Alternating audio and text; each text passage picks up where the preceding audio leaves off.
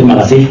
Sebagai ahli yang bertanggung jawab dan sudah disumpah secara agama saya itu Islam, pada saat itu saya sudah memeriksa 2 keping DVD Digital Versatile Disc yang masing-masing berisi, yang pertama adalah rekaman sebuah demo di beberapa tempat, antara lain di Kejaksaan Agung dengan sebuah rekaman ceramah, dan kemudian DVD yang kedua adalah rekaman sebuah demo juga, demo tunggal pada tanggal 1 Juni 2008, dimulai dari awal berangkat demo tersebut, yaitu dari Jalan Petamburan, kemudian ada tampak Masjid Istiqlal, tampak lapangan Monas, dan kemudian diakhiri ketika demo itu selesai.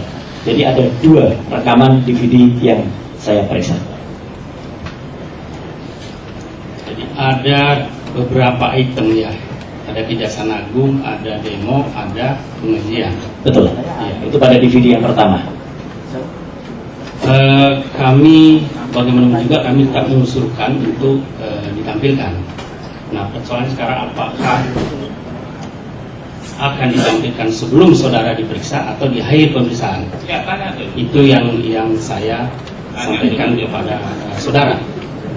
Saya mempersilahkan kepada majelis sidang yang terhormat untuk memilih apakah DVD itu akan ditayangkan terlebih dahulu ataukah nanti di akhir persidangan. Yang jelas semua keterangan saya dalam berita acara pemeriksaan sebagaimana saya sudah disumpah tidak saya cabut sesuai dengan berita acara pemeriksaan. Jadi kalau dilanjutkan pemeriksaan ini sebelum ditayangkan, saudara masih ingat? Sangat ingat, dan saya sangat bertanggung jawab terhadap semua apa yang saya katakan. Setahu saya sampai saat ini kami belum pernah menemukan tesis ilmiah atau jurnal ilmiah yang dilakukan oleh saudara saksi di bidang telematika maupun multimedia. Karena kalau seorang ahli itu apa tesis ilmiahnya, apa jurnal ilmiahnya? Jadi itu perlu kita pertanyakan. Bahkan menurut catatan kami, saudara saksi ini pernah berseteru dengan para blogger. Nah, kemudian saudara saksi ini pernah mengatakan para blogger itu adalah tukang tipu yang suka merusak website tempat lain. Padahal blogger itu hanya merupakan komunitas yang suka membuat catatan-catatan pribadi, yaitu di website. Tidak mesti mereka sebagai hacker. Artinya beliau sendiri kalang kabut semerawut di dalam mengartikan suatu istilah yang kenal di dalam dunia multimedia dan di dalam dunia telematika. Kemudian tidak sampai di situ, yang kami tahu bahwa beliau ini sering memberikan komentar soal foto-foto porno atau sur. Nah, itu foto-foto porno apakah yang berkenaan dengan Andi Soraya, Davina, Sandra Dewi, Sukma Ayu, Rianti, Maria Eva, dan lain sebagainya. Jadi setahu kami ini bukan ahli telematika, ini hanya seorang pengamat, hanya seorang komentator. Nah, kemudian sebelum saya akhiri, saya juga punya catatan bahwa yang bersangkutan pada tahun 2007 itu pernah mengklaim menemukan lagu Indonesia Raya yang asli dengan 3 stanza.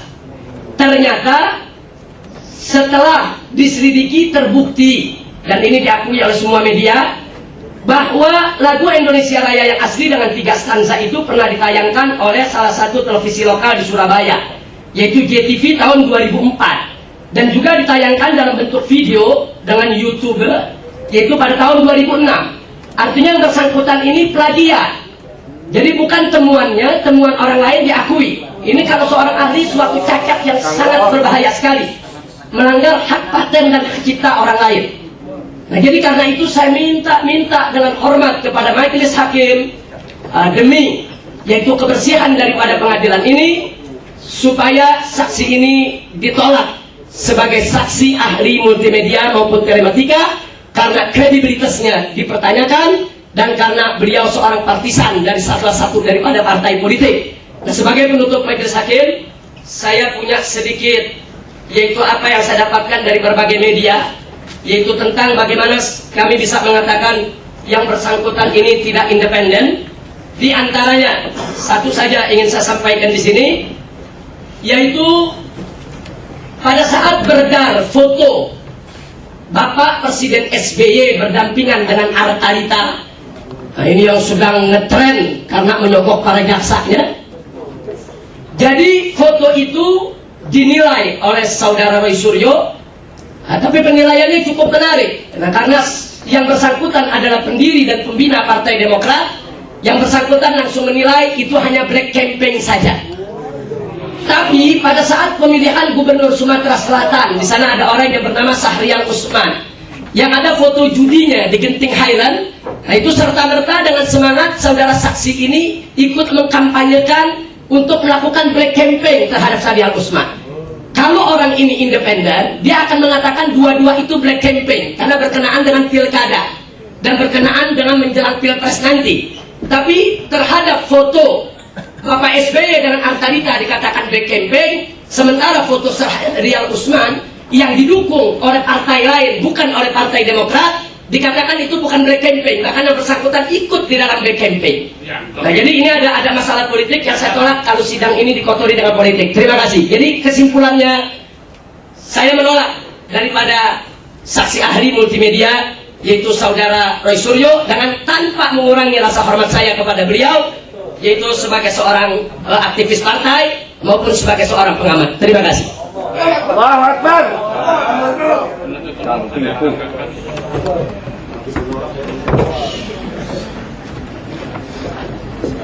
Terima kasih majelis. Dari kami bahwa yang bersangkutan beliau ini sudah memang di dalam BAP sudah dikatakan sebagai ahli, sehingga kami tetap mengajukan beliau sebagai ahli dalam perkara ini. Instruksi majelis hakim harus dipertanyakan yang mengatakan ahli itu siapa, lembaga mana, institusi mana, kapan, di mana, tanggal berapa, siapa tokohnya, profesor-profesor ahli multimedia yang mengangkat beliau ini sebagai ahli multimedia, dan tesis ilmiah yang mana yang diajukan dalam bidang multimedia. Jadi jangan penyidik mengatakan ahli langsung dianggap ahli, tidak begitu. Ahli itu ada mekanismenya. Terima kasih. Oke. Ada tanggapan? Cukup. Kami sekali lagi majelis hakim, kalau kami membaca berita acara, saksi ini diminta untuk menganalisa rekaman, mungkin rekaman di Monas dan sebagainya. Nah, pertanyaan simpel aja, kenapa yang merekam itu tidak dihadirkan aja untuk memberikan penjelasan? Itu lebih relevan dan lebih akurat daripada saksi menganalisa pekerjaan orang lain. Sekali lagi itu alasan kami yang paling utama majelis hakim memuliakan. Terima kasih. Setelah majelis musyawarah pertama, majelis hakim belum tahu siapa yang duduk ini karena kita belum memeriksa siapa dia, apa kemampuannya.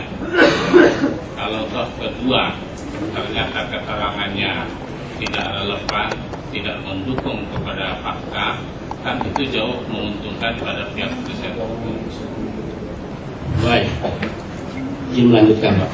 Majelis hakim yang kami muliakan, sekali lagi dengan tidak mengurangi penghormatan kami kepada ahli dan tidak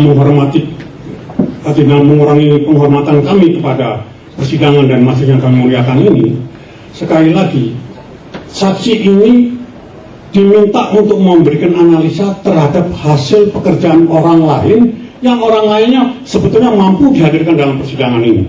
Oleh karena itu, jika persidangan hari ini, acara ini tetap dipaksakan untuk memberikan kesempatan kepada ahli untuk menganalisa hasil pekerjaan orang lain tadi, kami sekali lagi sebagaimana dikatakan rekan kami tidak ikut bertanggung jawab dan kami akan mengundurkan diri dalam acara ini ketika dalam pemeriksaan ahli.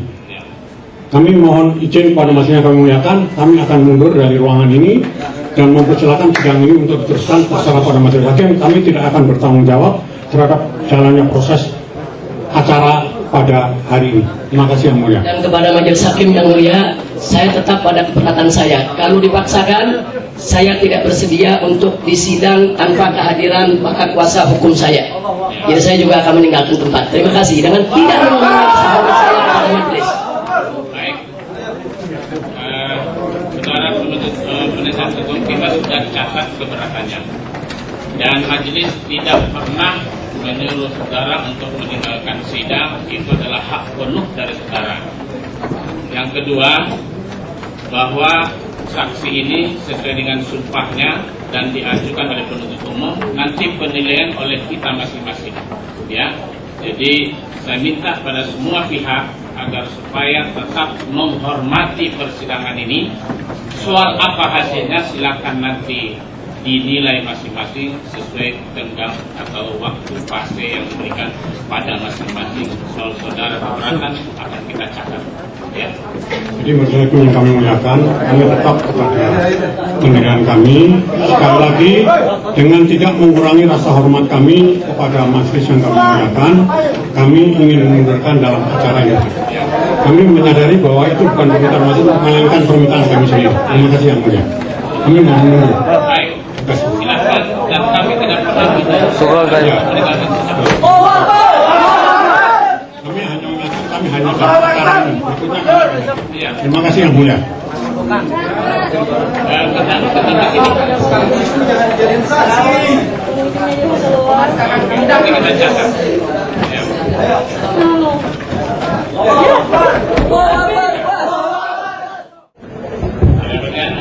Majelis hakim yang kami muliakan, karena permohonan kami tadi untuk meninggalkan sidang itu hanya satu sesi saja, perkenankanlah kami sekarang masukin ruang sidang lagi untuk mengikuti acara selanjutnya, dan terdakwa bisa dipanggil masuk lagi yang mulia. Iya, sudah ahli ya. Jadi sudah telah menjelaskan tentang kata perang. Oke, saya akan lanjutkan pertanyaan tersebut ya. Dalam pengertian kata perang yang sudah artikan permusuhan atau tindakan tidak sengaja. Apa? Bukan jelas. Menentang tadi itu. Apakah itu senantiasa digunakan dalam konotasi fisik? Iya. Ya. Tadi sudah saya jelaskan bahwa sebuah perkataan tidak selalu bermakna denotatif, artinya apa adanya. Seperti misalnya membuka tidak selalu salah fisik dulu. Tidak dapat artikan secara konotatif. Jadi kata perang itu pun tidak bisa digunakan dalam pengertian selalu fisik, gitu kan? Tidak selalu tidak selalu denotatif apa adanya, tapi juga dapat berarti konotatif artinya. Pertanyaan saya cuma gini aja, apakah kata perang itu senantiasa berarti sebagai sesuatu yang bersifat fisik? Tidak selalu. Tidak selalu. Terima kasih. Kemudian saudara saksi, saudara ahli ya, apabila seseorang terdakwa menyatakan atau menggunakan kata-kata saya mencabut BAP gitu kan, ya jelas dulu ya. Apakah makna mencabut di sini menurut pengertian saudara sebagai ahli bahasa? Apakah berarti dengan mencabut itu maka dia tidak bisa lagi digunakan BAP itu, atau bagaimana menurut saudara? Saya tidak tahu apakah dengan kata mencabut itu berarti menggunakan lagi atau tidak. Saudara? Artinya saja menurut ahli. Ya, kalau mencabut itu secara fisik memang bisa mencabut, tapi mencabut dapat arti juga bisa membatalkan. Bisa diartikan membatalkan. Dapat diartikan membatalkan. Kalau sudah sesuatu diartikan sebagai sesuatu yang dibatalkan, seperti yang saudara jelaskan itu, apakah masih layak untuk dipergunakan kembali menurut kata bahasanya? Saya tidak tahu, itu tidak termasuk dalam pengertian bahasa. Tidak bisa dijelaskan secara bahasa? Iya. Oh iya? Saya tidak bisa menjelaskan dari sini. Tapi saudara hanya bisa mengatakan kalau dicabut itu berarti sudah dibatalkan, begitu ya? Dapat berarti dibatalkan. Mengapa tidak persis? Mengapa tidak konform gitu? Mengapa tidak? Tadi saudara menanyakan apakah perkataan itu selalu bermakna, katakan perang itu selalu bermakna fisik. Nah, itu yang perang sudah ya. Ini hampir sama. Hampir sama pengertiannya. Jadi kata mencabut tidak berarti harus menyomot dengan secara fisik, tapi juga dalam pengertian yang lain. Tentu dalam konotasi yang hampir bertautan dengan fisik itu. Yaitu dalam hal ini untuk pendapat saya adalah membatalkan. Tapi membatalkan. Membatalkan ya artinya. Dapat berarti membatalkan. Dapat. Iya. Baik. Saya tutup. Lanjutkan sedikit saja. Dapat diartikan membatalkan. Arti yang lain apa? Arti yang lain sangat bergantung pada penggunanya. Mungkin saudara menggunakan dalam pengertian yang lain. Yang lainnya itu saya mencabut keterangan saya yang saya sampaikan di kepolisian, itu artinya apa? Ya, tadi dapat berarti membatalkan. Arti yang lain dalam konteks kalimat itu apa? ya tidak menggunakan lagi jabatan. Nah, ya, hanya itu kan, kalau dalam konteks itu hanya itu artinya kan. Menurut pendapat saya itu. Ya, pendapat saudara ya. Tadi saudara menerangkan golongan ya. Ya. Nah, golongan itu apa artinya? Golongan itu dan diberi pengertian dalam bahasa Indonesia kelompok orang yang diberi ciri-ciri tertentu atas ciri tertentu. Atas ciri tertentu. Iya. Oke. Apa yang termasuk dalam golongan? Ya, ada unsur orang di situ. Ada unsur orang. Kalau agama masuk dalam pengertian golongan? Agama dapat diartikan sebagai ciri untuk menentukan golongan. Pendapat saudara ini saudara dasarkan pada pengetahuan saudara yang apa? Pengetahuan dalam bidang bahasa. Yang dalam bidang bahasa? Iya. Kalau boleh tahu dasar pengetahuan saudara apa? Pendidikan, dari pendidikan apa? Tadi sudah saya jelaskan. Biasa Pak, waktu itu kami belum hadir. Ya. S1-nya latar belakang saya adalah magister linguistik. Magister linguistik. S1, S2. S1-nya S1-nya adalah pendidikan bahasa. Bahasa apa? Bahasa Inggris. Bahasa Inggris. Bahasa S2-nya tadi humaniora apa? Linguistik, bahasa. Bahasa. Ya. Secara umum. Ya, secara umum bisa. Bahasa dalam pengertian umum. Ilmu linguistik itu dapat diterapkan untuk bahasa. Kapan saudara mempelajari bahasa Indonesia? Saya kalau istilah mempelajari di pendidikan tingginya bahasa Indonesia. Saya bekerja di pusat bahasa, pusat pembinaan dan pengembangan bahasa sejak tahun 1993. Dan di sanalah saya diberi pendidikan pelatihan bahasa Indonesia.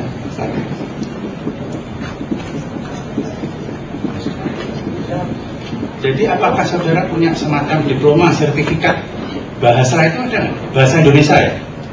Dalam hal ini adalah dengan sertifikat linguistik kita dapat.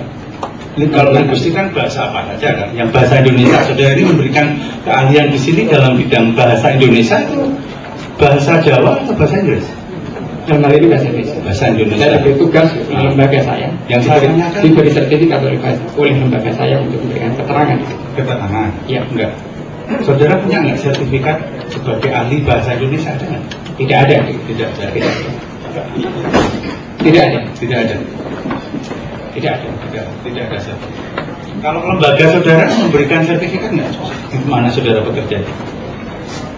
Tadi sudah saya sampaikan, saya bekerja di pusat bahasa. Pusat bahasa. Pusat bahasa Diknas.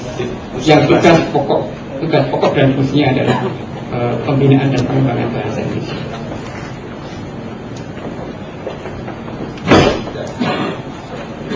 Habis? Ya, saudara ada mau keberatan apa pertanyaan? Terima kasih Majelis Hakim.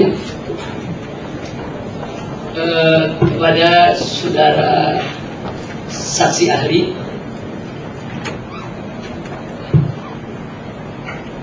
di dalam BAP saudara saksi itu saudara ditanyakan oleh penyidik tentang jawaban saya yang ada dalam BAP. Artinya saya punya BAP, saya dulu diperiksa oleh penyidik sebagai terdakwa, sebagai tersangka. Kemudian dalam BAP tersebut ada pernyataan saya yang diminta Anda untuk menganalisa secara bahasa. Betul? Betul. Apa ada sumber lain yang Anda diminta untuk menganalisa selain BAP? Tahu saya tidak ada. Tidak ada. Artinya apakah ada dokumen, berkas, film atau rekaman suara? Tidak ada. Tidak ada. Jadi hanya BAP. Saudara bukan BAP yang dipertunjukkan adalah diberitahukan bahwa dalam pemeriksaan. Betul. Jadi saudara tidak diminta untuk baca BAP. Oh tidak. Penyidik hanya memberitahukan beberapa ungkapan yang menurut penyidik ada dalam BAP. Begitu. Saya rasa bahasa saya jelas sekali itu. Ya. Anda kan seorang ahli bahasa Indonesia, jelas kan? Hanya tidak disebutkan dalam BAP, tapi dalam keterangan. Ya, dalam keterangan. Ya. Dalam keterangan. Jadi yang ingin saya sampaikan di sini, Majelis Hakim, bahwa saksi ahli bahasa ini Bukan saksi saksi ahli. Saksi ahli. Maaf. Ahli saja, ahli saja. Saksi ahli. Tidak ada saksinya, ahli. Oh, ahli saja. Ya, baik. Terima kasih. Majelis Hakim, terima kasih atas koreksinya. Jadi saudara ahli ini saat diperiksa oleh penyidik itu hanya diminta untuk menganalisa dan mengomentari, yaitu pernyataan yang saya sampaikan di dalam BAP. Artinya BAP ini adalah post factum, fakta setelah peristiwa.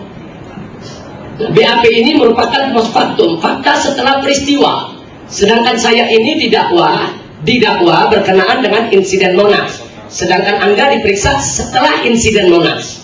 Nah, Anda diperiksa waktu itu tanggal, Saya lupa tanggal. Anda lupa. Bisa dibacakan di sini kalau nggak salah tanggal 5.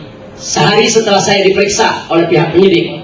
Jadi karena itu yang ingin saya sampaikan adalah saya keberatan kalau saudara ahli ini hanya mengomentari isi BAP. Apalagi BAP itu saat ini sudah dicabut. Nah, jadi yang saya keberatan pertama, kalaupun BAP itu dijadikan sebagai dasar analisa, berarti yang bersangkutan menganalisa post factum, fakta setelah peristiwa. Tidak ada kaitan dengan peristiwa yang saya hadapi. Kemudian yang kedua, logikanya menjadi tidak lurus karena tidak ada fakta peristiwa yang dianalisa. Itu yang membuat saya keberatan kalau saudara ahli ini hanya mengomentari pernyataan-pernyataan tersebut. Ditambah lagi, di dalam saya mau tanya langsung kepada saudara ahli, di dalam BAP ini Anda ditanyakan tentang pernyataan saya dalam BAP, keterangan yang diberikan oleh penyidik bahwa saya mengatakan saya tidak menghalangi anggota FPI untuk mengikuti demo di istana untuk menolak kenaikan BBM. Nah, secara bahasa apakah demo itu berkonotasi kejahatan? Saya tidak dapat menjawab. Anda tidak tahu demo itu kejahatan atau bukan kejahatan? Demo itu semacam protes. Protes. Apa itu suatu kejahatan? Saya tidak tahu. Anda tidak tahu demo? Ya, dari segi kejahatan saya tidak tahu. Anda tidak tahu. Dari segi bahasa, demo itu apa? Apa demo itu artinya merusak, memukul? Demo adalah protes, unjuk rasa. Demo protes, unjuk rasa. Ya. Jadi demo bukan berarti mukul, nendang, bakar, bukan kan? Menurut bahasa. Tidak tahu saya. Tidak tahu. Tidak tahu. Tidak tahu apakah termasuk memukul atau tidak. Oh, tidak. Jadi yang saya tanya, demo itu menurut bahasa, Ya. apakah artinya mengandung memukul, merusak, membakar, anarkis? Segala bahasa sesuai dengan keahlian Anda. Dari segi bahasa, demo itu diberi pengertian unjuk rasa. Unjuk rasa, protes. protes. Ya, baik. Di sini waktu Anda ditanyakan, saya tidak menghalangi anggota FPI ikut demo depan istana. Anda ditanya oleh penyidik. Sekarang saya mau tegaskan di sini, tidak menghalangi apakah berarti mengizinkan? Tadi sudah saya jelaskan. Tadi saya belum hadir. Ya, bisa jelaskan. Ya, saya mau tanya. Bahwa perkataan itu tidak selalu dalam pengertian yang denotatif apa adanya. Ya. Menghalangi tidak berarti merintangi secara fisik, tetapi menghalangi dapat berarti pengertian yang non fisik. Jadi tidak menghalangi itu dapat pengertian tidak merintangi, tidak menahan, tidak menutupi. Tapi di sini dalam BAP Anda mengatakan tidak menghalangi berarti memberi kesempatan, berarti mengambil suatu keputusan. Saya lanjutkan. Dalam pengertian yang konotatif dapat jadi pengertian itu memberikan kesempatan, tidak menghalangi, Artinya ini multi tafsir, tidak hanya satu tafsir. Jadi sekarang simpel saja, saya bukan ahli bahasa. Tidak menghalangi apakah berarti mengizinkan? Simpel saja. Saya jelaskan bahwa tidak menghalangi berarti tidak merintangi, dapat berarti memberikan kesempatan. Nah, bagi orang yang dalam kekuasaan, ini sekali lagi dalam makna. Nah, saya tidak tanyakan itu. Pertanyaan saya rasa jelas kok. Saya pakai bahasa Indonesia, saya tidak pakai bahasa yang lain. Ya. Tidak menghalangi apakah sama dengan mengizinkan? Itu saja. Dalam konteks tertentu ya. Baik, sekarang saya mau bacakan. Di sini ada pernyataan Presiden SBY. 2 hari lalu beliau mengatakan kewajiban saya sebagai kepala negara. Maaf, saya bacakan dulu pernyataan beliau soal menghalangi tidak menghalangi. Ini berkaitan Majelis Hakim. SBY mengatakan, jangan terlalu cepat menahan kalau belum kuat dasarnya, kecuali menegakkan hukum demi keadilan. SBY juga menekankan dirinya tidak ikut mencampuri semua proses hukum. Beliau mengatakan, kewajiban saya sebagai kepala negara mengingatkan betul, tanpa harus mencampuri proses hukum. Melarang tidak boleh, menyuruh juga tidak boleh, tegas SBY. Melarang tidak, menyuruh juga tidak. Nah sekarang, saya tidak melarang. Saya juga tidak menyuruh. Lalu bagaimana kok Anda bisa artikan konotasinya memberi kesempatan, konotasinya mengambil suatu keputusan? Karena yang saya sampaikan persis seperti apa yang disampaikan oleh Pak SBY tadi, tidak melarang, tidak menyuruh. Apa Pak SBY tidak melarang berarti Pak SBY juga memberi kesempatan untuk intervensi dalam peradilan? Beliau katakan beliau tidak intervensi dalam peradilan. Beliau mengatakan dalam urusan proses hukum, melarang tidak boleh, menyuruh juga tidak boleh. Apa kalau Pak SBY tidak melarang berarti Pak SBY mengizinkan? Atau bagaimana? Saya ingin tahu betul bagaimana konotasinya secara bahasa. Dalam pengertian konotatif, pembicaraan itu selalu ada yang menerima. Selain yang menuturkan, ada yang menerima tuturan. Ketika yang menerima tuturan adalah orang yang dalam satu kekuasaan, di bawah kekuasaan, dengan tidak menghalangi, tidak merintangi, orang yang menerima tuturan itu akan dapat memahami sebagai satu kebolehan, pembolehan. Tidak ada larangan. Dalam hal ini dapat diberi pengertian memberikan izin. Bapak Kapolri dan Bapak Kapolda Metro Jaya tidak menghalangi pada saat aparat mengejar dan menganiaya mahasiswa di UNAS. Apa berarti Bapak Kapolri dan Bapak Kapolda membiarkan, mengizinkan? Karena sebagai penguasa, dengan kekuasaannya dia bisa untuk menghalangi itu. Apa itu berarti beliau berdua mengizinkan untuk menyerbu mahasiswa dan menganiaya mereka di UNAS? Tidak menghalangi. Bagi orang yang berada di bawah kekuasaannya, tuturan itu dapat diartikan sebagai satu pembolehan. Satu pembolehan. Ya. Jadi menurut keterangan bahasa berarti Kapolri dan Kapolda membolehkan itu penyerangan karena tidak melarang. Dalam konteks sebagai orang yang ada di dalam kekuasaan. Jadi di sini ini yang perlu saya sampaikan. Nah kemudian selain BAP Anda, nah, cuman saat itu Anda tidak dihadirkan di sidang, hanya dibacakan, yaitu oleh jaksa penuntut umum, walaupun saat itu kita tolak. Nah, yang ingin saya tanyakan, Anda sebagai saksi, sebagai ahli bahasa, tapi dalam BAP Anda yang Anda buat pada tahun 2003 yang saya alami langsung, yang saya ketahui, Anda di situ melakukan 274 kesalahan bahasa. Anda tidak bisa membedakan mana imbuhan, mana awalan, mana akhiran. Kemudian kata penegakan K-nya 1 atau K-nya 2. Saya punya catatannya dalam pledoi saya. Nah, saya rasa saya tidak perlu bacakan di sini kecuali kalau majelis hakim yang meminta. Nah, saya tidak perlu bacakan itu, tapi kalau majelis hakim meminta, saya akan bacakan 274 kesalahan bahasa dalam BAP. Anda setiap melakukan BAP disuruh baca lagi kan oleh penyidik kan? Nah, kalau Anda baca, Anda tahu dong kesalahan-kesalahan bahasa. Ya, tunjukkan mana yang ada. Tunjukkan. Dari sini ada 274. Ya, tunjukkan. Baik, saya tunjukkan. Saya minta izin majelis hakim. Tetapi ini tidak dalam konteks ini.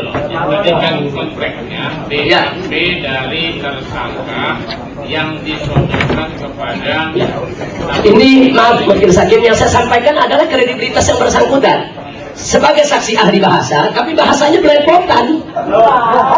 Jadi karena bahasa Indonesia, kalau beliau menantang tunjukkan, saya akan tunjukkan. Ya. Baik, saya akan tunjukkan sekarang. Sekarang. Saya akan tunjukkan. Saya akan tunjukkan 274 kesalahan Anda lakukan di BAP yang lalu. Mana? Ya, Pak. Baik, saya tunjukkan Anda menantang. Yang sekarang itu mungkin tidak.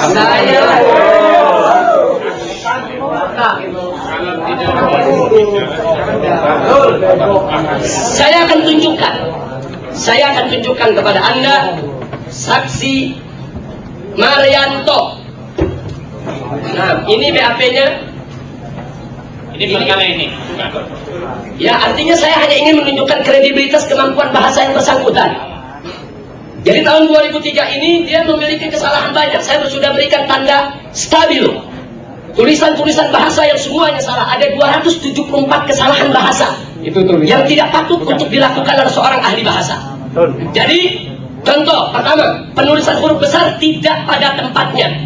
pada pendahuluan BAP Saudara Marianto yang ke-1, 2, dan 3, begitu pula pada pendahuluan pengambilan sumpahnya yang ke-1 dan 2, terdapat penulisan huruf besar pada awal kata yang datang setelah tanda koma. Saya tanya, setelah tanda koma apa ada huruf besar? Kalau bukan nama orang, nama kota, tidak bisa. Tapi di sini Anda lakukan itu. Tidak. Saya punya bukti. Saya bisa tunjukkan di depan majelis hakim. Serahkan ke sini. Ya, saya akan serahkan BAP-nya dan saya akan serahkan pledoi saya 274 kesalahan. Majelis hakim bisa pelajari sendiri. Jadi ini kredibilitas yang bersangkutan. Jadi saya keberatan kalau orang yang nggak ngerti bahasa Indonesia jadi ahli bahasa. Loh, yang mengangkat Anda jadi ahli bahasa siapa? Anda punya tesis ilmiah apa dalam konteks bahasa Indonesia? Saya tanya, sarjana Anda S1 bidang apa? Saya bidang bahasa. Bahasa Indonesia atau bahasa Inggris? Pendidikan bahasa Inggris. Bahasa Indonesia atau Inggris? Bahasa Inggris. Bahasa Saya Inggris. bekerja dalam bahasa Inggris. Indonesia. Terdakwa, Ya. ini sudah dia terangkan semua latar belakangnya. Sekarang silakan kalau ada pertanyaan berkaitan dengan Enggak, kasus sudah. masalahnya dia kembali menanyakan kepada saya. Dia katakan saya tidak berhak untuk menolak keahliannya. Nah, saya sekarang menanyakan kembali, lembaga mana mengangkat Anda menjadi ahli bahasa Indonesia? Lembaga saya. Pusat bahasa yang kedudukannya. Mana ada suratnya, ada sertifikatnya, ada surat-suratnya? Saya kira ada surat. Anda sebagai, Ada suratnya. Anda berapa kali diperiksa di kepolisian untuk membantu Polda? Terdakwa, Ya. substansi silakan tanya dia kalau masih ada pertanyaan. Baik, Pertanyaan. ini sekarang langsung kepada materi. Beliau di BAP ditanya berapa kali diperiksa di Polda? Saya lebih dari 20 kali. Lebih dari 20 kali. Tapi di sini Anda mengatakan lebih. Ahli, sebentar, untuk perkara ini. Oh, perkara ini Ya. saja.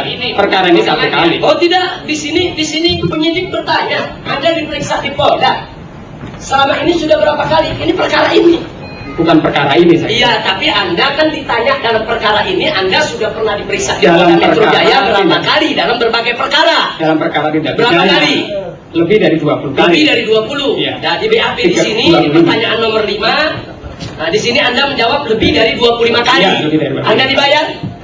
Saya tidak mengharapkan bayaran. Anda dibayar? Saya tidak mengharapkan bayaran. Saya tidak mengatakan Saya Anda tidak berhak dibayar. atau tidak. Anda dibayar? Saya merasa tidak dibayar. Pengunjung ya, saya minta sekali lagi ya, tidak boleh memberikan komentar apapun ya. Itu yang dulu di bawah, silakan dulu di kursi, kalau tidak di luar. Saya tidak merasa dibayar. Saya tidak menanyakan soal rasa, tidak rasa. Fakta. Saya tidak dibayar. Anda menerima uang? Saya menerima ongkos. Menerima ongkos. Artinya Anda menerima ongkos. Berarti Anda ahli bayaran ya. Jangan bicara sembarangan. Saya tidak bicara sembarangan, fakta Anda yang jawab. Anda terima ongkos. Karena tugas maaf ini saya jelaskan. Tugas untuk ya. Tugas untuk Maaf ya. Kamu Jadi Anda jawab saja apa ditanya. Sebentar. Ya. Saudara hanya menjawab apa yang saudara jawab sesuai keahlian saudara. Ya. Yang di luar tidak perlu. Ya. Baik, terima kasih. Jadi ini adalah tugas. Saya ulangi lagi. Ini adalah Nah, tugas. saya belum mengajukan pertanyaan. Sebentar. Paham nggak saudara? Ya. Saudara tidak boleh bicara kalau saudara belum paham. Ya. Saudara hanya menjawab atas pertanyaan yang sesuai dengan keahlian saudara. Ya. Siap. Di luar itu tidak. Ya. Sudah. Masih ada pertanyaan? Ya. Nah, jadi sekali lagi, majelis hakim, sebelum saya sampaikan pendapat saya hanya ingin menegaskan kepada yaitu saksi kepada ahli bahasa yang ada di hadapan ini bahwa saya keberatan itu dengan kesaksian yang diberikan karena ini saksi menerima ongkos, ini ahli menerima ongkos yang bagi saya ini Ongkos transport. bagi saya ini ahli bayaran dan sudah 25 kali diberikan ongkos. Nah, jadi saya keberatan untuk menerima keahlian seseorang yang dibayar, yang dikasih ongkos, yang tidak independen, apalagi saya berpengalaman langsung yang bersangkutan punya kesalahan bahasa 274 kesalahan dan saya minta nanti bisa diterima oleh majelis hakim melalui daripada pengacara saya 25 kesalahan bahasa. Gini, nanti masukkan dalam pledoi supaya jadi satu. Kan Anda kan harus mempelajari itu kembali. Kalau ada sama kami, gimana Anda masukkan dalam pledoi? Ya. Okay. Satu lagi majelis, satu saja. Tidak mengulang ya. Ya. Presiden SBY tidak melarang pelacuran. Apa berarti beliau mengizinkan pelacuran? Orang yang berada di dalam kekuasaannya bisa jadi. Bisa jadi mengizinkan. Jadi tidak melarang bisa jadi. Artinya bisa jadi mengizinkan, bisa jadi tidak. Ini kalau bisa jadi kan ada dua kemungkinan. Orang yang tadi kriteria ada kekuasaan, kalau tidak melarang bisa jadi mengizinkan sebagai ya, bisa jadi juga tidak. Ya berarti itu yang saya katakan tadi, berarti kan multi tafsir pemahamannya. Bisa jadi begini, bisa jadi begitu. Begitu kan? Dapat. Ya, jadi tolong itu juga menjadi catatan majelis hakim yang mulia dari keterangan tadi, sehingga keterangan ahli bahasa ini tidak diarahkan oleh jaksa penuntut umum ataupun penyidik, yaitu untuk mengarahkan kepada satu pengertian saja. Seolah-olah tidak melarang itu adalah mengizinkan. Dan sebelum saya akhiri, saya juga ingin ingatkan kepada semua yang ada di sini, termasuk jaksa penuntut umum, bahwa 2 hari yang lalu Presiden SBY menyatakan menggerakkan unjuk rasa bukan kejahatan, membiayai unjuk rasa bukan kejahatan, menjadi aktor intelektual unjuk rasa bukan kejahatan. Tidak boleh yang berkategori itu dianggap melawan hukum, kemudian ditahan dan diproses secara hukum. Jadi berdasarkan keterangan dari apa yang disampaikan oleh ahli bahasa tadi, bahwa saya tidak melarang, dalam BAP ditulis, saya tidak melarang anggota FPI ikut melakukan aksi demo unjuk rasa menolak kenaikan BBM di depan istana. Karena itu saya ingatkan kepada jaksa penuntut umum, jangan dibelokkan, jangan dibelokkan ke Monas. Ya, itu saja yang bisa saya sampaikan. Jadi itu saja yang bisa saya sampaikan. Terima kasih. Ya, jadi sesuai dengan keterangan saudara saksi tadi, saya keberatan kalau pemeriksaan terhadap saudara Subhan yang menjadi saksi terhadap kasus saya ini dilakukan tanpa didampingi pengacara dan dilakukan di malam hari, dan itu juga di hari libur. Jadi saya ingin mengajukan satu pertanyaan saja. Ada maksud apa? Yaitu saudara saksi memanggil Subhan untuk diperiksa pada hari libur tanpa didampingi pengacara sampai tengah malam. Pak Habib, ya, kami sebagai penyidik tentunya ingin segera menuntaskan penyidikan. Nah, kita tahu itu bukan itu yang saya tanyakan. Bukan itu yang saya tanyakan. Ada maksud apa? Anda kan tadi sudah ditanya oleh pengacara, tahu kalau orang ini sebagai tersangka. Di samping dia sebagai saksi, dia sebagai tersangka. Yang artinya segala keterangan yang diberikannya, walaupun dia sebagai saksi, itu bisa memberatkan dia sebagai tersangka. Artinya atasan saudara tidak profesional dong, tidak menginformasikan kepada saudara tentang surat yang sudah dikirimkan oleh kuasa hakim hukum kami kepada Kapolri, kepada Kapolda, tembusan ke bagian reskrim. Apa atasan saudara tidak profesional? Tidak menginformasikan itu kepada saudara? Apa kerja polisi macam itu? Saya tanya sekarang kepada Anda sebagai penyidik. Sebagai penyidik, saya tanyakan, apa bisa dibenarkan di dalam hierarki daripada kepolisian suatu informasi yang begitu penting tidak diberitahukan oleh atasan kepada bawahan? Karena ini menyangkut nasib saya. Karena penyidikan yang amburadul yang dilakukan oleh pihak kepolisian, saya ditahan. Paham pertanyaannya? Jadi Anda punya maksud apa? Tidak ada maksud apa-apa. Kami hanya melaksanakan tugas untuk melakukan penyidikan. Jadi Anda betul-betul tidak diinformasikan dengan atasan tentang itu yang tadi ditanyakan oleh kuasa hukum saya. Tidak. Surat protes dari PH itu ada. Sama sekali tidak disampaikan. Melakukan pemeriksaan kita tidak pernah mendengar itu. Nah, tapi saudara tahu kan kalau mereka itu sebagai tersangka dan dari hari pertama mereka ditahan, kami sudah minta mereka selalu didampingi oleh pengacara. Saya mengetahui bahwa tersangka bahwa saudara Subhan. Anda tidak konsultasi dulu dengan atasan saudara? Ada. Lalu dalam konsultasi itu juga tidak diberitahukan oleh atasan saudara? Tidak. Sama sekali. Jadi artinya apa itu kalau atasan saudara tahu itu tidak menginformasikan kepada saudara? Dengarkan dulu. Jadi kalau Anda sudah konsultasi dengan atasan saudara, kemudian atasan saudara tidak memberitahukan informasi yang begitu penting kepada saudara. Jadi yang ingin saya tanyakan di sini, apa memang atasan saudara yang tidak tahu aturan atau saudara yang sengaja ingin menyembunyikan yaitu informasi dalam persidangan ini? Anda sudah disumpah. Tidak boleh ada informasi yang disembunyikan atau Anda menyimpangkan informasi yang ada. Bisa jawab? Bisa jawab?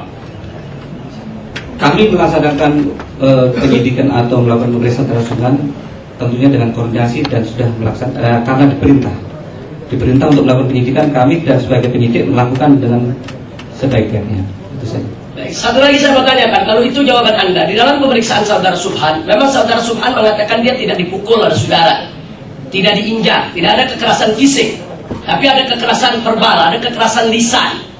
Nah, di mana di antara saudara bertiga yang menyidik Subhan, itu ada mengancam, akan memukul, dan seterusnya. Bahkan ada satu informasi yang ingin saya tanyakan kepada penyidik. Pada saat saudara memeriksa saudara Subhan,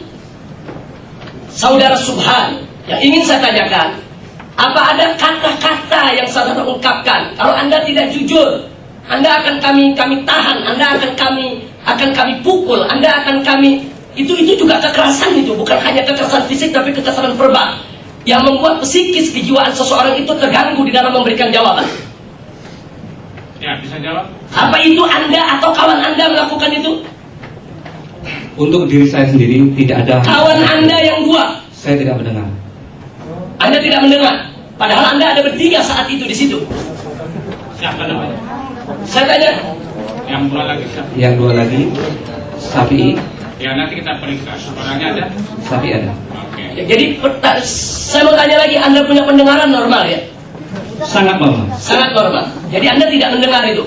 Tidak mendengar. Kalau kawan Anda melakukan penekanan verbal? Tidak ada penekanan dalam verbal. Jadi saya rasa cukup itu majelis hakim. Saya hanya ingin menekankan di sini bahwa ada ketidakprofesionalan yang dilakukan oleh Polda Metro Jaya tidak menginformasikan, yaitu kepada tim penyidik yang semestinya diinformasikan agar mereka tidak sewenang-wenang terhadap para saksi. Sekian, terima kasih. Saya ingin langsung saja menanyakan kepada saudara saksi bahwa saudara tadi mengatakan selesai pemeriksaan itu sekitar jam 10. Pertanyaan saya, saudara Subhan itu, supaya saudara saksi juga ketahui dan majelis juga bisa mencatat, saudara Subhan itu satu sel dengan saya di Polda Metro Jaya, satu sel, satu kamar tahanan. Jadi saudara Subhan itu betul yang saudara katakan tadi diambil, yaitu dari sel untuk diperiksa pada jam 17, tapi dikembalikan ke sel itu menjelang subuh, saat saya sedang siap-siap untuk melaksanakan sholat subuh. Jadi saudara bawa kemana dari jam 10 sampai menjelang subuh itu saudara Subhan? Saudara bawa kemana itu saudara Subhan? Tidak dibawa kemana-mana. Lalu diapakan itu dari jam 10 sampai menjelang subuh? Mereka di kantor di Polda. Diapakan itu untuk kepentingan apa? Saudara jangan berdusta di sini. Jangan, saudara mengatakan sampai jam 10, tapi atasan saudara tadi mengatakan sampai setengah 12. Tapi kenyataannya saudara Subhan satu sel dengan saya dikembalikan menjelang subuh. Saudara apakan selama sekian jam? Saudara Subhan. Saya tidak apa-apakan. Lalu untuk kepentingan apa saudara taruh di kantor saudara? Mereka tahanan. Kalau tidak ada kepentingan untuk diperiksa, untuk apa saudara biarkan mereka itu di kantor saudara sampai pagi? Bisa jawab? Mengerti? Saya tidak mengerti pertanyaan Bapak. Maksudnya ya baik, sekali lagi saya ulangi, kenapa saudara kembalikan Subhan ke sel menjelang subuh? Yang mengembalikan bukan kami. Ya, tapi kan saudara ada di sana. Tadi saudara katakan ada di kantor Subhan. Ngapain di kantor? Kami selesai meriksa pulang. Lalu saudara Subhan Anda tinggalkan begitu saja di kantor? Dikumpulkan. Anda tidak kembalikan ke sel? Itu urusan atasan kami, Pak. Urusan atasan saudara? Iya. Jadi bukan atasan yang perintahkan saudara, saudara yang perintahkan atasan. Saya mau pulang, atasan yang kirim saja itu Subhan ke sel. Jadi tinggi mana pangkat saudara sama atasan? Ini jadi ada logika terbalik. Jadi saudara pulang, jadi biar atasan yang ngurus tahanan, begitu? Jangan mungkin. Ini kesaksian Anda ini, kesaksian Anda ini. Tahu bisa jawab, tahu tidak tahu. Mungkin ya. Jadi kesaksian saudara ini sengaja saya tanya sedemikian rupa karena kesaksian saudara ini dan apa yang saudara lakukan dalam penyidikan itu telah memakan korban, di mana saya dijebloskan ke sel, saya dijebloskan ke penjara. Jadi saudara jangan berbohong. Tidak ada kata mungkin di sini. Jawab apa yang saudara tahu. Saudara kemanakan saudara Subhan sampai menjelang subuh baru dikembalikan ke sel? Karena menurut keterangan saudara Subhan di dalam persidangan ini, saudara Subhan diminta oleh Anda dan kawan-kawan dalam penyidik untuk menandatangani BAP jam 3 pagi. Setelah itu saudara Subhan mengatakan selesai tanda tangan, dikembalikan ke sel. Jadi lebih logis, tapi saudara katakan jam 10. Sementara menjelang subuh jam 3 lewat baru dikembalikan ke sel. Jadi Anda apakan itu sekian jam? Tidak kami apakan. Jadi saudara tinggalkan saudara Subhan dengan atasan saudara ya. Jadi saudara luar biasa, bawahan yang sangat teladan meninggalkan atasan untuk kerja sendiri ya. Terima kasih, Majelis Hakim. Terima kasih Majelis Hakim. Tadi saudara saksi mengatakan memeriksa saudara Sudira itu dari jam 16 sampai jam 20.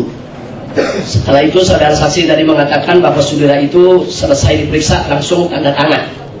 Dibacakan dulu, dia dibaca. Saya tidak tanya soal pembacaan dulu. Anda tadi bilang dibaca sendiri, sekarang jawab dibacakan. Jangan pelin-pelan dong, dibaca sendiri atau dibacakan? Baca sendiri. Nah, ini saksi Anda waktu datang kemari disuruh menghafal dulu oleh atasan Anda. Ya. Siap, iya Pak. Tidak. Ya atau tidak? Disuruh menghafal dulu gitu. Iya Pak, karena saya langsung memeriksa Pak. Iya, jadi disuruh menghafal oleh atasan saudara bagaimana cara menjawab gitu. Jadi jawaban Anda ini standar hafalan ya. Tidak Pak. Ya, jadi sekarang yang saya mau tanyakan setelah dibaca oleh Sudira yang tadi Anda katakan, kemudian ditandatangani, itu kan berarti selesai jam 8. Setelah itu saudara Sudira Anda bawa kemana? Untuk sementara standby di ruangan penyidik. Ada apa standby di ruangan penyidik? Apa masih mau diperiksa?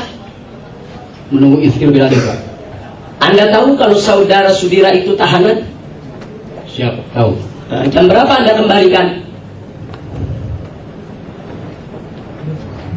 Siap, tidak ingat Pak. Tidak ingat. Meriksanya ingat, jam 4 sore sampai jam 8 malam. Tapi mengembalikannya tidak ingat. Tidak ingat Pak. Tidak ingat. Siap, karena ada yang mengembalikan ada tugas khusus Pak, yang piket. Begitu. Nah, kemudian baik, tadi Anda jawab jangan berbelat-belit. Tadi waktu kuasa hukum kami bertanya apa Anda tahu Sudira itu sebagai tersangka saat diperiksa sebagai saksi, Anda jawab tidak tahu. Tapi begitu didesak Anda ambil dari tahanan, berarti kalau tahanan itu tersangka baru Anda iakan.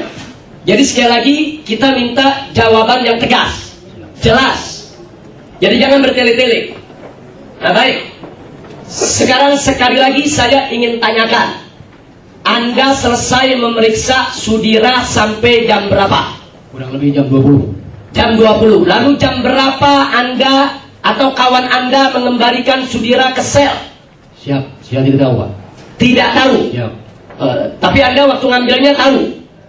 Saya menerima penyerahan dari petugas piket untuk dilakukan pemeriksaan. Baik, lalu pada saat ingin dikembalikan ke sel, apa ada juga penyerahan kepada tugas piket? Itu saya apa Anda suruh pulang sendiri ke sel gitu? tidak.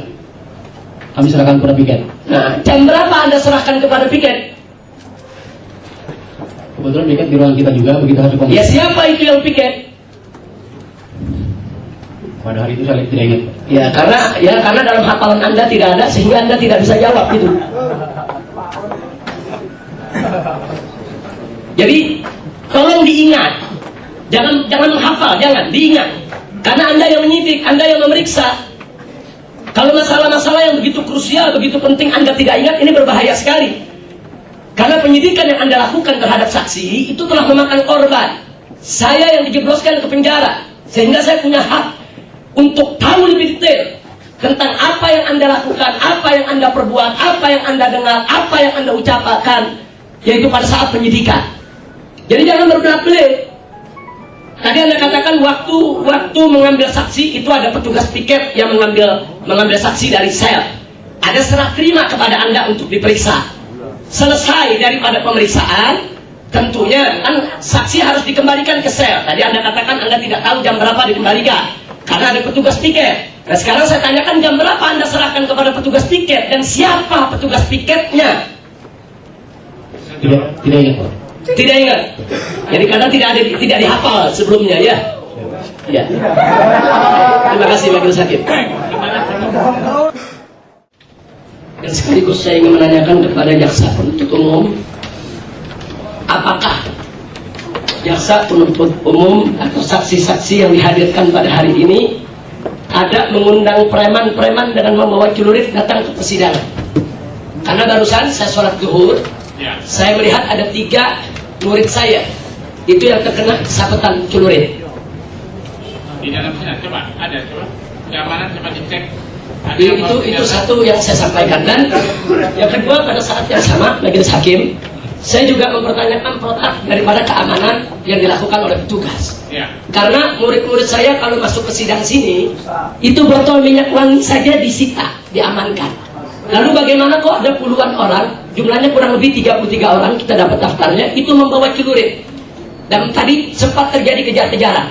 Mereka sekarang melarikan diri dan sebagian sedang dikejar oleh aparat. Jadi saya minta, ini protap yang dilakukan keamanan baik kejaksaan maupun kepolisian ini macam mana? Atau memang kepolisian dan kejaksaan yang undang preman kemari? Ini yang saya tanyakan. Bisa jawab? Terima kasih, Majelis. Jadi untuk keamanan di persidangan ini kita serahkan ke petugas kepolisian. Kami tidak ikut campur dalam hal itu. Dan masalah preman, kami tidak ada hubungannya dengan preman-preman itu. Tidak ada. Jadi salah satu tas ransel daripada preman yang melarikan diri tadi berhasil direbut oleh para pengunjung sidang, dan di dalamnya mereka menyiapkan 1 kaos. Kelihatannya kaos itu baru dan juga sablonannya baru. Itu bertuliskan Banser. Jadi saya yakin ini bukan Banser. Ini preman-preman bayaran. Karena kebetulan di sini salah seorang kuasa hukum kami juga seorang yang sangat berpengaruh di PBNU. Jadi artinya ini ada upaya adu domba. Padahal FPI dan NU bersaudara, LPI dan Banser bersaudara. Jadi ini sangat berbahaya sekali, Ketua Majelis Hakim, kalau keamanan semacam ini dibiarkan. Karena simpatisan saya, murid-murid saya, laskar-laskar LPI tidak akan pernah mundur selangkah pun juga siapapun yang ingin mencelakakan mereka. Itu saja, terima kasih. Saya ingatkan kembali kepada petugas baik dari dalam maupun luar, siapapun tidak boleh membawa senjata tajam ke persidangan ini. Dan kalau ada silakan ditindak sesuai dengan hukum ya. Tidak boleh. Itu tegas ya. Oke. Saudara, ada keberatan kasus ini? Terima kasih Majelis Hakim. Sebelum saya ingin menyampaikan pertanyaan kepada saudara saksi ini, Majelis Hakim, saya juga ingin menyampaikan, tapi langsung saja Majelis Hakim, saya tanyakan biar untuk menyingkat waktu. Tadi saudara katakan pemeriksaan berlangsung dari jam 17.30 sampai jam 21. Setelah itu pemeriksaan selesai. Setelah selesai, saksi yang saudara periksa, yaitu saudara Sunarto, kemudian diapakan, dikemanakan? Saksi saudara Sunarto waktu itu masih menunggu di ruangan. Iya, menunggu apa? Seingat saya menunggu yang lain juga selesai. Yang lain itu siapa? Ada beberapa orang rekan Sunarto juga diperiksa sebagai saksi pada hari itu. Berarti Sunarto tidak sendiri hari itu diperiksa. Artinya ada beberapa kawan-kawannya yang diperiksa. Betul. Nah baik. Lalu kapan saudara Sunarto itu dikembalikan ke sel? Saudara tadi ngambil dari sel kan? Bukan saya yang mengambil. Ya siapa? Saya tidak ingat siapa yang mengambil. Yang jelas ada petugas lain. Ada petugas. Tapi ada serah terima kan? Dari petugas lain itu, waktu ingin saudara sidik, itu Sunarto tiba-tiba begitu saja ada di ruangan saudara atau ada yang menyerahkan? Sudah diserahkan ke ruangan saya. Nah, siapa yang menyerahkan? Saya tidak ingat. Tidak ingat lagi? Tidak ingat. Jadi banyak lupa saudara ya? Karena memang ada beberapa orang yang petugasnya waktu itu. Jadi saya tidak persis baik. Yang menyerahkan. Nah, sekarang terakhir tadi awal pembukaan, saudara tidak ingat siapa menyerahkan? Betul. Jam berapa saudara Sunarto itu dikembalikan ke sel? Apakah saudara yang mengembalikan atau ada petugas lain yang mengembalikan? Saya tidak mengembalikan ke sel. Bahkan saya pulang lebih dahulu. Siapa yang mengembalikan ke sel?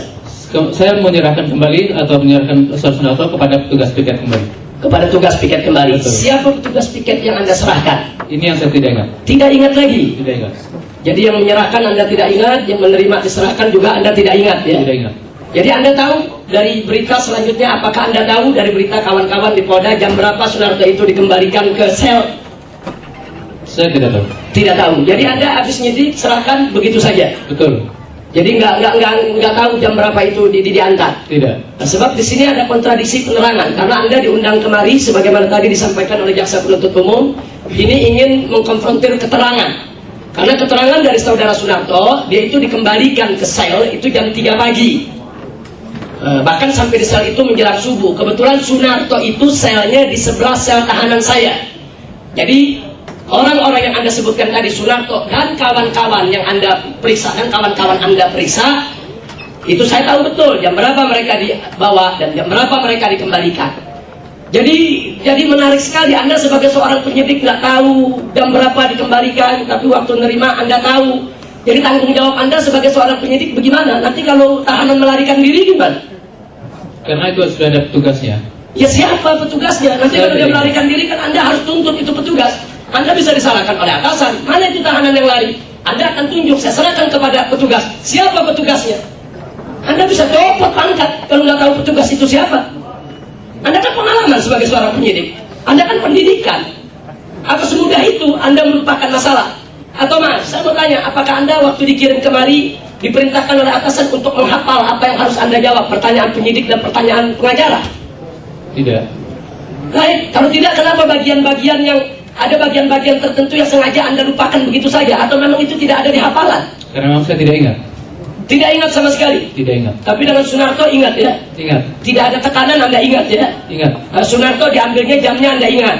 Saya tidak tahu jam berapa diambilnya, yang jelas saya mulai memeriksa jam 15.30. Jam 15.30. Anda jangan berubah-ubah keterangannya, ini pengadilan. Saya ulang 17.30. Jam 17.30 Anda terima? Betul. Terus langsung melakukan pemeriksaan? Betul. Berapa jam Anda lakukan pemeriksaan dari jam 17.30? Sampai kurang lebih jam 21 sudah selesai. Nggak mungkin, tadi Anda katakan di break sholat maghrib dan sholat isya. Betul. Ya berarti kan saat sholat tidak ada pemeriksaan kan? Betul. Iya, berarti dari mulai awal pemeriksaan jam 17.30 sampai di break sholat maghrib, itu berapa lama Anda periksa?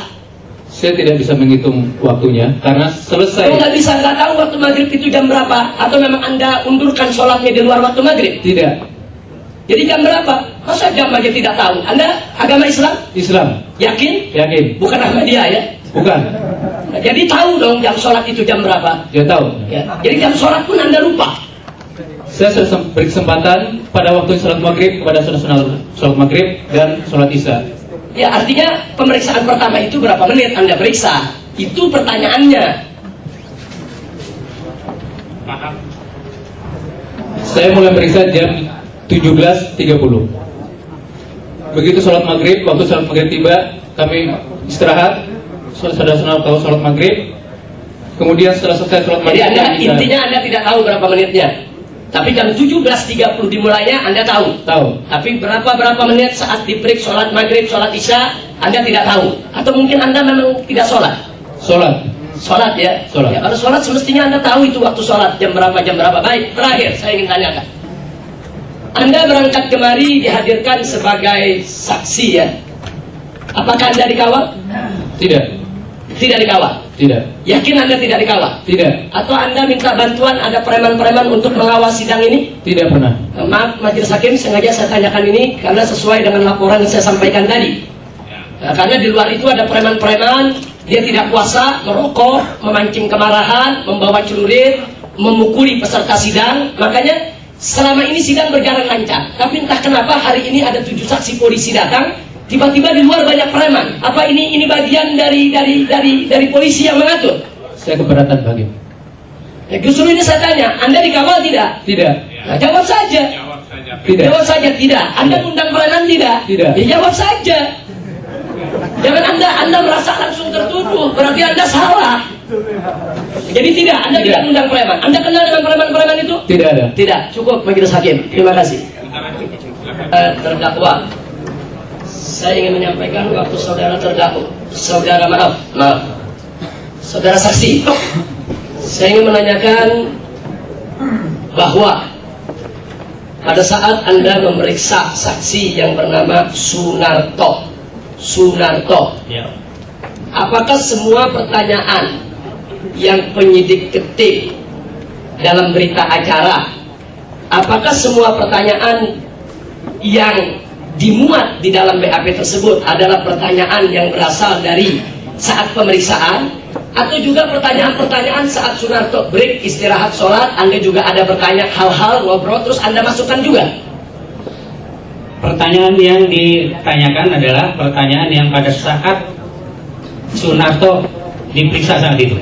Saat diperiksa saat itu. Anda sebagai penyidik tentunya ada surat tugas ya? Siap, ada. Ada surat tugas. Nah, surat tugasnya itu bagaimana? Apakah Anda diberikan sendiri untuk Anda atau berdua dengan kawan Anda untuk memeriksa Sunarto atau gimana? Surat perintah tugasnya gabungan, jadi gabungan keseluruhan penyidik. Ada berapa penyidik semua? Jumlah seluruhnya saya tidak tahu. Tidak tahu. Khusus untuk pemeriksaan Sunarto, saya berdua dengan Brigadir Dirmansyah. Baik. Tadi Anda katakan pemeriksaan berlangsung dari jam berapa sampai jam berapa? 17? Kurang lebih jam 17.30 sampai jam 21. Sampai jam 21? Ya. Jadi yang mengambil dari sel tahanan, petugas piket? Petugas piket. Petugas piket. Lalu setelah selesai Anda periksa saudara Sunarto tadi, jam berapa Anda kembalikan ke sel? Setelah kita selesai periksa, kemudian Pak Sunarto kita titipkan kembali kepada petugas piket yang... Siapa petugas piket saat saya itu? tidak ingat. Anda tidak ingat? Anda titipkan kepada orang yang Anda tidak kenal? Karena waktu itu kan petugas piketnya banyak, jadi saya tidak lupa. Ya, tapi ini kan Anda menitipkan, ini kan sel, ini kan tahanan orang penting ini ya, sebab kalau sampai melarikan diri kan berbahaya. Anda kan dititipkan ke petugas piket, ini untuk dikembalikan ke sel. Ya tentunya Anda tidak, apa mungkin Anda berikan kepada orang yang tidak Anda kenal? Ini kan kalau melarikan diri berbahaya. Ini kan tanggung jawab Anda sebagai penyidik. Benar, tapi saat itu karena kita kenal muka tapi tidak kenal nama.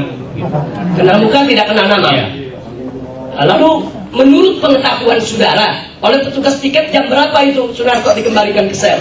Kurang lebih jam 20. Kalau dikembalikan ke sel saya tidak tahu jam berapa. Tapi kita serahkan ke piket kurang lebih jam 22. Jam 22 diserahkan ke piket. Ya, selesai pemeriksaan.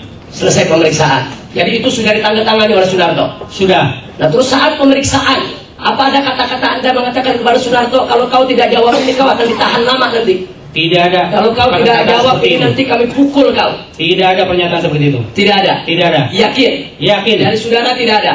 Tidak ada. Dari kawan saudara? Yakin tidak ada juga. Dari kawan saudara tidak ada. Tidak ada.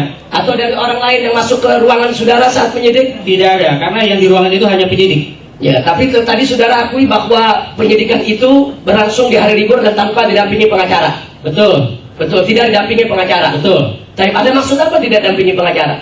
Waktu itu kita periksa hanya sebagai saksi. Hanya sebagai saksi. Ya. Tadi sudah ditanyakan oleh kuasa hukum saya bahwa ada surat protes disampaikan ke Kapolri, tembusannya ke Kapolda, bahkan ke atasan Anda juga di reskrim.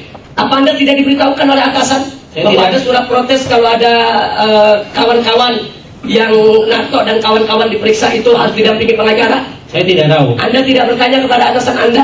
Tidak. Siapa atasan Anda? Kombes Pol Dr. Andes Karlotewu. Dia tidak memberitahukan Anda? Tidak. Oh, Karlotewu itu terkenal orang cerdas, pintar, profesional. Dia yang tidak memberitahukan Anda, atau Anda lupa, atau tidak ingat, atau Anda yang memang tidak perhatian dengan perintah atasan? Saya tidak diberitahukan. Tidak diberitahukan? Tidak. Jadi berarti kalau Anda tidak diberitahukan, berarti atasan yang tidak menginformasikan. Ya. Pada saat pemeriksaan sebagai saksi kita tidak diberitahukan. Tapi pada saat pemeriksaan sebagai tersangka kita tanyakan hal tersebut. Ya, tadi Anda katakan diperiksa sebagai saksi dulu baru terdakwa. Betul. Ya, jadi nanti majelis hakim bisa diperiksa lagi. Ternyata Narto dan kawan-kawan itu diperiksa sebagai terdakwa pada tanggal 4 Juni dan diperiksa sebagai saksi pada tanggal 8 Juni. Mereka semua diambil pada waktu yang bersamaan. Sunarto, Subhan dan lain sebagainya. Jadi keterangan ini patut ditolak majelis hakim karena bertentangan dengan kawannya sendiri dalam satu tim dan bertentangan dengan fakta peristiwa yang sebenarnya. Nah itu yang ingin saya tekankan di dalam kesempatan ini. Dan pertanyaan yang terakhir, waktu Anda memeriksa, Anda di sini berpangkat AKP, betul? Betul. Sekarang pangkat Anda apa? Masih AKP. Masih AKP. Jadi tidak naik pangkat ya? Belum waktunya. Belum waktunya. Ya, terima kasih.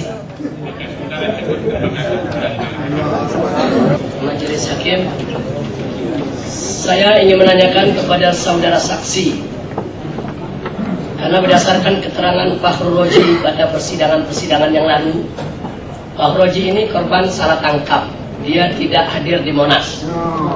Dan sekarang saya ingin tanyakan kepada saudara saksi, tadi saudara saksi sendiri sudah menjawab tidak tahu apa jawaban Fakhrul Roji. Yang ingin saya tanyakan, setahu saudara, di kepolisian itu pernah terjadi tidak kasus salah tangkap? setahu saudara, sepengalaman saudara sebagai polisi, ada tahu dari berita atau media atau apalah, ada kasus salah tangkap, atau Anda sendiri mengalami? Tidak. Tidak mengalami. Tidak. Tapi pernah tahu ada kasus salah tangkap? Pernah mendengarkan di berita. Pernah mendengar, artinya tahu ya. Tahu. Jadi kasus salah tangkap itu saudara tahu. Lalu apa saudara juga pernah tahu? Ada kasus di dalam pemeriksaan, yaitu pernah terjadi intimidasi terhadap saksi atau tersangka yang diperiksa oleh polisi, seperti berita soal Ansori itu peristiwanya.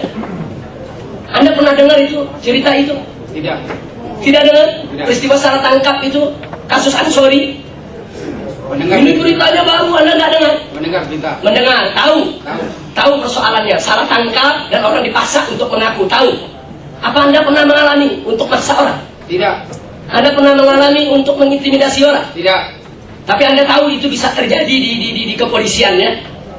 Penonton duduk yang sopan ya. Baik, saya tanya, Anda pada saat memeriksa saudara Fahru Roji, apa Anda tahu pada saat yang sama ada beberapa kawan Fahru Roji yang juga diambil dari sel pada jam yang sama, diperiksa juga sebagai saksi oleh penyidik yang lain?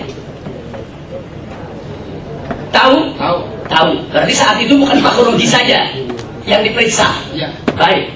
Nah sekarang tadi Anda katakan bahwa Anda menerima Pak Roji itu jam 5, betul? Ya. Ya, sebab berdasarkan keterangan barusan dari penyidik-penyidik yang lain, itu pengambilan dari sel jam 5, mereka terima jam 5.30. Jadi yang saya tanyakan apa? Saya nggak paham ini, logika nggak terima. Jam 5 diambil dari sel, terus diperiksa jam 5 juga, atau Anda pakai kendaraan buruk gitu bawa? Sebab jam 5 diambil dari sel. Anda tahu kan peta Polda Metro? Dari sel ke kantor Anda itu berapa menit kalau jalan kaki? Berapa menit? Sampai kan? 5 menit. 5 menit? Kurang lebih 5 menit. Kurang lebih. Nah itu biasanya dari pengambilan di sel jam 5 itu dilakukan oleh petugas piket. Petugas piket itu melapor dulu ke kepala bagian penjara. Kepala bagian penjara itu manggil dulu ke dalam sel tahanan. Itu proses itu saja bisa 5 sampai 10 menit. Jalan ke saudara 5 menit, terus penyerahan. Bagaimana bisa diambil jam 5, diperiksa jam 5? Jadi dari tadi saudara ini kalau soal jam ini banyak yang tidak logik. Diambil jam 5, diperiksa jam 5. Selesai jam 20, tanda tangan jam 20, serah terima jam 20. Atau Anda nggak pandai menghitung waktu? Baik, kalau tidak bisa jawab nggak apa-apa. Yang penting saya sudah sampaikan itu dan itu bisa menjadi catatan bagi majelis hakim yang terhormat. Selanjutnya saya tanyakan, setelah Anda selesai periksa daripada Pak Roji, sedemikian rupa selesai tanda tangan proses semua, Anda kemanakan Pak Roji? Serahkan ke penjaganya. Serahkan ke penjaganya. Anda kenal? Tidak ingat. Tidak ingat. Anda tahu kalau Anda memeriksa seorang tahanan, Anda memeriksa saksi, tapi saksi itu kan statusnya tersangka, tahanan. Anda tahu tidak resikonya kalau seorang tahanan itu salah menitipkan, hilang, Anda tanggung jawab? Tanggung jawab penjaga, Pak. Saya tugas kita memeriksa, setelah meriksa serahkan bagian penjaga. Begitu. Tapi kan Anda yang menyidik saat itu. Paling tidak, Anda akan ditanya kepada siapa Anda menyerahkan kepada penjaga. Kalau tahanan itu sampai lari, ini satu yang penting, ini menyangkut pangkat dan jabatan Anda. Masa Anda menyerahkan kepada orang yang Anda tidak kenal? Tidak ingat, Pak. Tidak ingat? Ya. Tapi tahu orangnya? Tidak ingat. Orangnya tidak tahu. Motifnya bagaimana? Mancung, pesek, hitam, putih, keriting. Tidak ingat juga? Tidak ingat. Satu kantor Anda tidak ingat? Satu kantor Anda baru tugas di Polda? Sudah lama, Pak. Sudah lama? Satu kantor Anda tidak kenal? Atau memang Anda polisi yang tidak bergaul dengan kawan-kawan? Saya jawab. Ya, saya jawab. Baik, sekarang saya tanya, sepengetahuan Anda setelah Anda serahkan kepada petugas jaga, jam berapakah Pak Roji dikembalikan ke sel oleh petugas tadi? Saya tidak tahu, Pak. Tidak. Besoknya Anda tidak tanya, Yang Anda periksa itu sudah dikembalikan ke sel atau melarikan diri? Tidak banyak? Tidak ya? Jadi Anda tidak tahu dia melarikan diri atau bunuh diri atau apa, bukan urusan Anda? Tugas penjaga. Tugas penjaga. Jadi tugas Anda menyerahkan ke penjaga. Nah berarti kalau tugas Anda begitu singkat, menyerahkan kepada penjaga, itu sebetulnya tugasnya sederhana. Masa penjaganya Anda tidak kenal? Orang satu kantor? Tidak ingat, Pak. Tidak ingat. Nah, tapi kalau ditunjukkan orangnya kenal ya? Kenal, tahu. Nah, bisa Anda tanyakan kapan itu nanti dikembalikan ke sel. Baik, sebelum saya akhiri majelis hakim, saya terima kasih banyak. Jadi saya perlu sampaikan bahwa petugas penyidik Fakhrozi ini perlu diperiksa oleh Prof Pam karena melakukan salah tangkap kepada Fakhrozi yang tidak hadir di Monas. Jadi Anda harus diperiksa, Anda harus ditangkap, dan harus copot Anda punya pangkat. Tidak sekarang tidak hormat karena Anda menangkap orang yang salah. Tahu itu saudara. Dan kami akan laporkan itu ke Prof Pam untuk memeriksa Anda. Terima kasih majelis. Terima kasih. Sebentar aja boleh ya, nanti kita catat. Terima kasih majelis hakim. Kepada saudara saksi, saya ingin bertanya, yang berkepentingan untuk memeriksa itu penyidik atau piket? Yang berkepentingan untuk memeriksa tersangka atau saksi, penyidik, bukan piket. Jadi kalau begitu, yang meminta seseorang itu untuk diperiksa penyidik atau piket?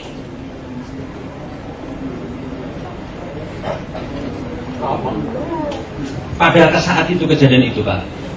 Nah, langsung aja jawab. Yang kan Anda penyidik, Anda kan ingin memeriksa seseorang. Berarti kan Anda punya kepentingan untuk pemeriksaan, meminta keterangan. Nah, maka itu saya tanya sekarang. Tadi pertama, saya kan punya kepentingan untuk penyidikan, kan penyidik, bukan piket. Nah, sehingga di sini pertanyaan yang berikutnya adalah yang meminta untuk pemeriksaan seorang saksi yang dibutuhkan oleh penyidik keterangannya itu menuruti kemauan penyidik atau kepentingan penyidikan atau mengikuti kemauan piket. Jujur, jangan dusta. Anda sudah disumpah ini. Penyidik, bukan piket. Jadi penyidik yang mau, penyidik yang punya kepentingan, penyidik yang atur jadwal. Jadi tidak serta-merta piket yang bawa ke Anda ini periksa, tidak begitu. Kan tadi Anda yang katakan itu untuk kepentingan penyidik. Baik, tadi Anda pada saat ditanya oleh kuasa hukum, piket yang menyerahkan. Tapi tadi Anda ada terungkap satu istilah. Anda katakan itu piket yang minta dibon. Nah, tolong dijelaskan di persidangan ini apa maksud dibon. Kebetulan saya juga tahanan, jadi saya tahu betul istilah dibon itu apa. Silakan. Apa itu arti dibon? Dibon itu apa? Dibon itu ngutang atau mukulin orang atau bagaimana? Apa maksud dibon? Jadi tiket ini yang mengambil saksi itu, Pak. Jadi saksi itu kita tidak tahu dari mana itu diambil. Katanya. Tadi ada kata dibon. Ya. Dibon. Apa itu dibon? Karena saksi ini yang ambil, Pak. Ya, apa arti dibon? Ya, dibon itu. Apa arti dibon? Orang yang diambil, Pak. Orang diambil. Ya. Diambil dari penyidik, Pak. Diambil dari penyidik. Jadi memang tahanan itu ada tangan Anda diambil oleh penyidik, oleh piket. Bahkan kata Anda tadi piket yang menyerahkan. Jadi dibon itu apa? Diambil dari mana? Jujur, jangan dusta. Agama Anda Islam kan? Ya. Anda puasa hari ini? Ya. Jangan bohong. Anda jangan bilang tidak tahu. Ya. Jadi kalau tadi Anda katakan, kalau kasus demo, itu kami penyidik tidak tahu apakah itu diambil dari lapangan demo, apa dari penjara, apa dari mana, kami tidak tahu. Itu kalau penyidikannya saat kejadian hari demo. Tadi Anda sudah mengakui bahwa penyidikan terhadap saksi pada tanggal 8 Juni. Insiden Monas tanggal 1 Juni. Berarti ada tenggang waktu berapa hari itu? 1 minggu. Jadi istilah dibon itu apa? Ini saya perlu informasikan kepada majelis hakim bahwa di tahanan Polda Metro Jaya, kalau seorang tahanan dipanggil oleh penyidik untuk diperiksa, itu istilahnya dibon. Jadi pengumuman, saudara Fakhrozi silakan datang ke pos penjagaan, ada penyidik datang untuk dibon. Selalu seperti itu. Jadi Anda jujur. Saya tidak pernah dengar istilah dibon itu diambil dari rumah yang bersangkutan. Jujur, Anda polisi, apa itu dibon? Jelaskan. Jadi saksi ini, Pak, kita meriksa itu karena juga kita nggak menangani yang itu, Pak. Jadi yang nanganin mengenai. Jadi Anda tidak manggil Pak Khuroji untuk diperiksa? Yang Anda tidak manggil? Secara padahal Anda penyidiknya, Anda tidak panggil. Diam dulu, selesai pertanyaannya baru dijawab. Ya. Jadi Anda menyidik, Anda tidak panggil Pak Khuroji, minta gitu kepada piket kami mau periksa, yaitu orang yang bernama Pak Khuroji? Tidak. Anda jemput Pak Khuroji di rumahnya? Tidak. Tidak. Jadi Anda tidak panggil, jadi Pak Khuroji muncul begitu saja di ruangan Anda dibawa oleh piket. Jadi piket dong yang mengatur penyidik. Tadi Anda bilang penyidik yang punya kepentingan untuk meriksa, yang atur waktu, bukan piket. Jadi sekarang prinsipnya jujur. Anda tahu tidak kalau Pak Khuroji itu ditahan di sel Polda Metro Jaya? Jujur saja. Saya tidak tahu, Pak. Tidak tahu.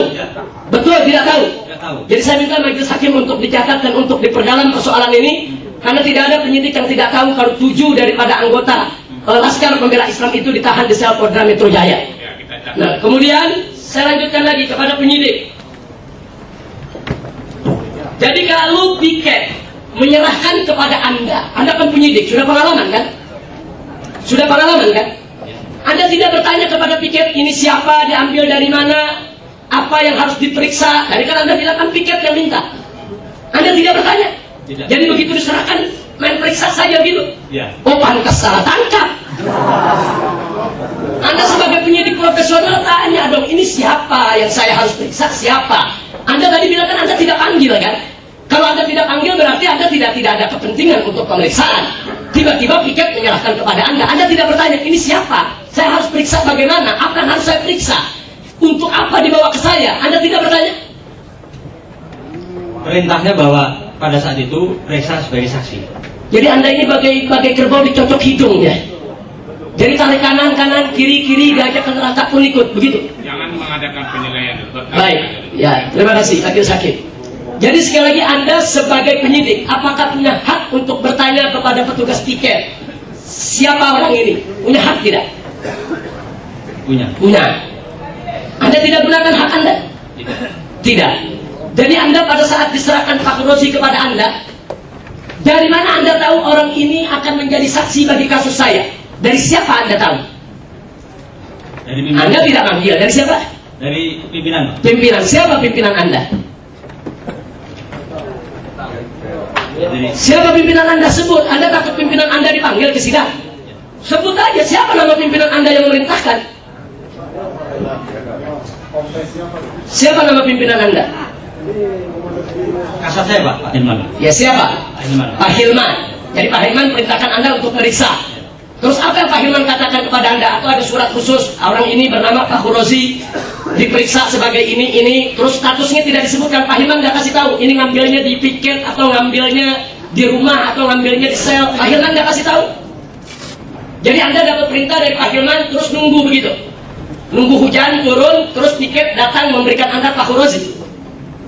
Ini profesionalisme macam apa ini kepolisian seperti ini? Anda diperintahkan oleh Pak Hilman atas hak Anda, betul? Betul. Anda diminta untuk periksa siapa oleh Pak Hilman?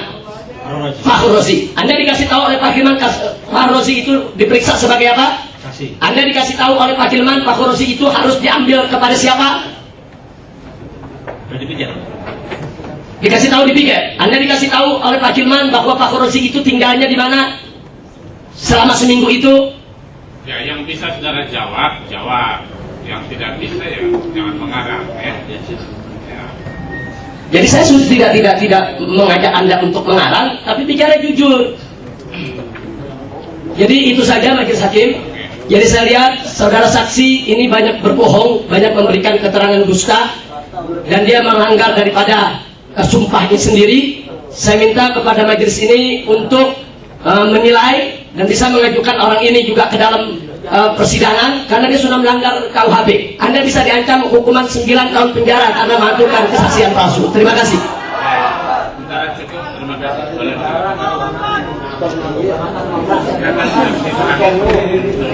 Karena saksi ini keterangannya berbelat-belit dibandingkan dengan saksi-saksi kepolisian yang lain. Karena tadi semenjak awal, kecuali orang ini dan saksi sebelumnya, itu semua penyidik menyatakan tahu kalau saksi-saksi itu diambil dari tahanan. Karena 7 orang saksi itu diambil secara bersamaan. Jadi Pak Hurwazi, Raflin dan kawan-kawan diambil secara bersamaan dari sel tahanan pada tanggal 8 Juni jam 17 dan dikembalikan menjelang subuh. Nah, jadi saya mencatat orang ini banyak bohong, banyak yang disembunyikan.